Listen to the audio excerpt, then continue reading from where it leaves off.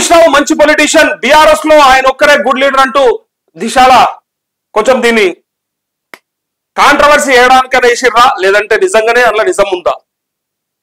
BRS లో ఆయన ఒక్కరే గుడ్ లీడర్, బీజేపీలో చేరాలనుకుంటే ఎమ్మెల్యే పదవికి రిజైన్ చేయాలి, అరెస్టులతో హింసించిన బీఆర్ఎస్ తో మేము కలవబోం, నిరుద్యోగులతో ప్రభుత్వం చర్చలు జరపాలి, కేంద్ర మంత్రి బండి సంజయ్.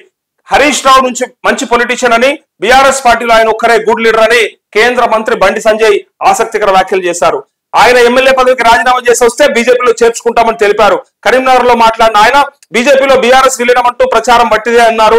గులాబీ పార్టీ కాంగ్రెస్ కలిసి నాటకాలు ఆడుతున్నాయని ఫైర్ అయ్యారంటూ. యాక్చువల్ గా కేటీఆర్ అండ్ హరీష్ రావు ఇద్దరు కూడా ఢిల్లీకి వెళ్ళిన తర్వాత వాళ్ళు ఉన్నటువంటి ఆ వారంలో ఒక చర్చలు అయితే వచ్చినాయి, జరిగినాయి. కొంతమందిని కలిసినారు అని చెప్పి అయితే మనకు వార్తలు వచ్చినాయి. కలిసిన వాళ్ళల్లో బీజేపీ అగ్రనాయకత్వం ఉంది, వాళ్ళతో ప్రయత్నం చేసినారు అని చెప్పి వార్తలు వచ్చినాయి. ఆ వార్తలతో పాటు కొంత వాస్తవం కూడా ఉందని తెలుస్తా ఉంది. కాంగ్రెస్ లో ఎల్పీని విలీనం చేసే కంటే, అటు పక్క వాళ్ళను వదులుకునే కంటే వీళ్ళకే వీళ్ళు తీసుకుపోయి ఎక్కడో ఒక చోట కలిపితే ఆ కట్టడి చేసే ప్రయత్నం చేయొచ్చు అని చెప్పి ఆలోచనలో బీజేపీతో పోతే బెటర్ అని చెప్పి ఆలోచిస్తా ఉన్నారు. దాంతో ఏదో అంటారు కదా, one step solution for all problems అన్నట్టు ఇక కవితని బయటకు తీసుకురావచ్చు. ఫోన్ ట్యాపింగ్ లో కొంచెం అడ్డం ఉంటది. ఇంకోటి ధరణిది కానీ కాళేశ్వరం కానీ కొంచెం ఇబ్బందులు రావు. ఇట్లా ఆల్రెడీ విచారణ జరుగుతా ఉంది. గొర్రెల స్కామ్ అని, ఈ స్కామ్ ఆ స్కామ్ అన్నిటికీ కొంత వాళ్ళకు ఉపశమనం దొరికే అవకాశం ఉంటది. కాబట్టి బీజేపీతో పోవడం ఉత్తమం అని అనుకుంటున్నట్టుగా తెలుస్తా ఉంది. అందుకోసమే ఇక్కడ అదంతా కూడా అవాస్తవం అని చెప్తూ వస్తే గిస్తే హరీష్ రావు వస్తే సరిపోతుంది అని చెప్తా ఉన్నాడు. మరి హరీష్ రావు ఈయన టచ్లు ఉన్నాడా, ఈయన హరీష్ రావుతో టచ్లు ఉన్నా, ఎవరితో ఏం మాట్లాడినరు, ఎందుకోసం మరి ఈ మాటలు వచ్చినాయి? చేర్చుకుంటా అని చెప్పడంతో పాటు ఇండైరెక్ట్ గా తను వస్తున్నాడు అని చెప్పడానికి అనిపిస్తా ఉంది.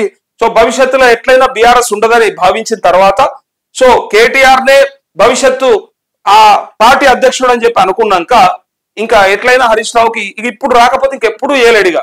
ఆల్రెడీ గతంలో కూడా అదే అన్నారు, ఇప్పుడు రిస్క్ తీసుకోకపోతే ఇంకెప్పుడు కూడా ఆయన ముందర పడడు అని అన్నట్టు అప్పుడు ఎట్లాగూ చేయలేకపోయింది. ఇది చిట్ట చివరి అవకాశం, హరీష్ రావు చేతిలో ఉన్నటువంటి చిట్ట చివరి అవకాశం.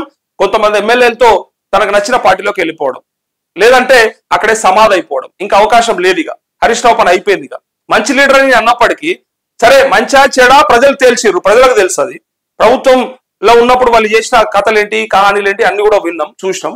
అయితే ఇప్పుడు హరీష్ రావుకు ఉన్నటువంటి చిట్ట చివరి అవకాశం ఇప్పుడైనా ఇక మామకు వెన్నుపోట, పన్నుపోట, లేకపోతే కత్తిపోట, కలం పోట, అది నీ ఇష్టం. అది నువ్వు ఏ పోటుతో నీ చేతిలో ఏముంటా ఆయుధంతో పొడువు. కానీ అక్కడ నువ్వు ఏం చేయదలుచుకున్నావు? ఈసారి మాత్రం అవకాశం ఉన్నది. ఇప్పుడు తీసుకోకపోతే ఇంకా ఎప్పుడు లేదని సిద్దిపేట ప్రజలే మాట్లాడుకుంటా ఉన్నారు. ఇయ్యాలన్నా ఓరాబాయి బేతుకు బేతున్నో ఇంకా ఎప్పుడన్నా ఓ సప్పుడేక ఏం చేస్తావు, వీళ్ళు ఉంటే ఇట్లానే సమాధి అయిపోతావు అని చెప్తా ఉన్నారు.